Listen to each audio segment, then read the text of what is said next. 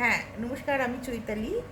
আমি আজকে যে ভিডিওটা পোস্ট করছি সেই ভিডিওটার উদ্দেশ্য হচ্ছে যে সাঁতার সুইমিং পুলে কিভাবে সাঁতার শেখা যায়। সুইমিং পুলটা জেনারেলি শ্যালো হয়, মানে জলের যে ফ্লোরটা সেটা মোটামুটি একই রকম থাকে। আমাদের মোটামুটি কোমর অব্দি জল থেকে এখানে যা দেখা যাচ্ছে আমার জলটা এত অব্দি আছে, ইটস ওকে, তাতে কোনো অসুবিধা নেই। কিন্তু যারা নতুন তাদের জন্য এটা একটু ভয়ের কারণ হয় যে কীভাবে পা পাবো না, জলে আমি ভেসে যেতে পারি বা ডুবে যেতে পারি। তো যেটা করতে হবে সেটা হচ্ছে, আমি আজকে যাকে দিয়ে শেখাচ্ছি সে আমার পাশেই রয়েছে, চলে এসো।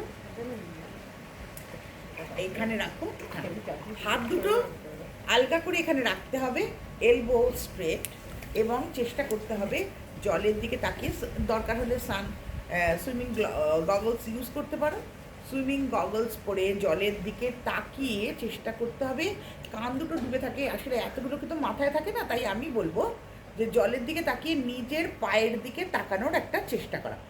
1 2 3, তাহলে অটোমেটিক্যালি বিজ্ঞানসম্মতভাবে আমাদের শরীরের নিচের অংশটা ওটা ভাসতে শুরু করবে। দেখা যাক কীভাবে। 1 2 3, বড় দম।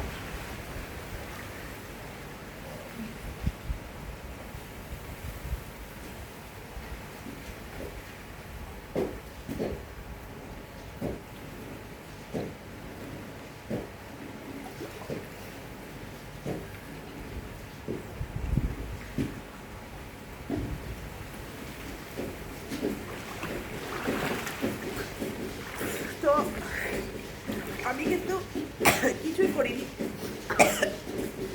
জাস্ট কোনো হাত পা কিছু চালাইনি। দেখলেন নিশ্চয়ই আপনারা, লাইভ দেখেন যে আমি কোনো হাত পা কিছু না চালিয়েই আমাদের শরীরটা জলে ভেসে থাকতে পারে। আমি জাস্ট কিছু টেকনিক ফলো করেছি, আমার শরীরটাকে একটা স্ট্রেট লাইন বা সরল রেখায় আমি করবার চেষ্টা করেছি। হাঁটু মুড়িনি, হাত মুড়িনি, কিচ্ছু মুড়িনি, শুধু জলে শরীরটা ভাসিয়ে রাখার জন্য চোখটা খুলে জলের নিচের দিকে নিজের শরীরের বা পেটের দিকে তাকাতে হবে। আবার দেখাচ্ছি এই প্রসেসে, এখানে একটু জায়গাটা বেশি আছে, আমি কিচ্ছু করছি না, কোনো মোশন দিচ্ছি না, কোনো কিছু করছি না, শরীরটা আমার অটোমেটিক্যালি ভাসতে শুরু করবে। এই দেখুন,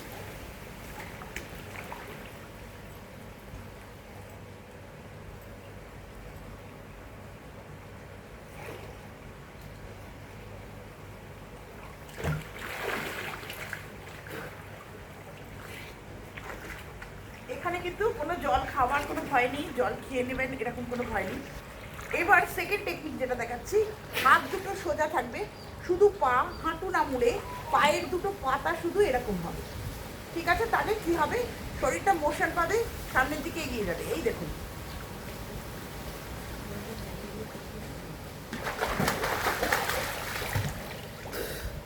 এটা ছোট জায়গা, এরকমভাবে দম থাকলে দম নিয়ে অনেকটা বড় জায়গা পেরিয়ে যাওয়া যাবে।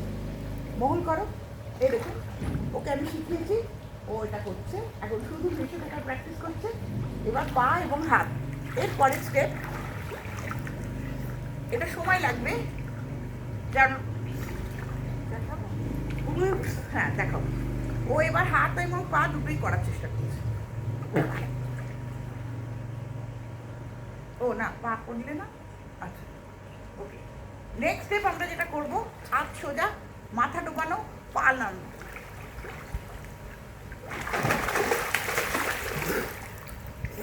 এবং পাটা যখন নামানো হবে তখন এই পাটা পেটের কাছে হাঁটুটা নিয়ে এসে সোজা দাঁড়িয়ে যাওয়া, কোনো ভয়ের কিছু কারণ নেই। জানি এটা অত সহজ নয়, বলা যত সহজ করাটা, কিন্তু এইগুলো জাস্ট মাথায় রেখে যদি প্র্যাকটিস করা যায়, আপনি যে বয়সেই থাকুন না কেন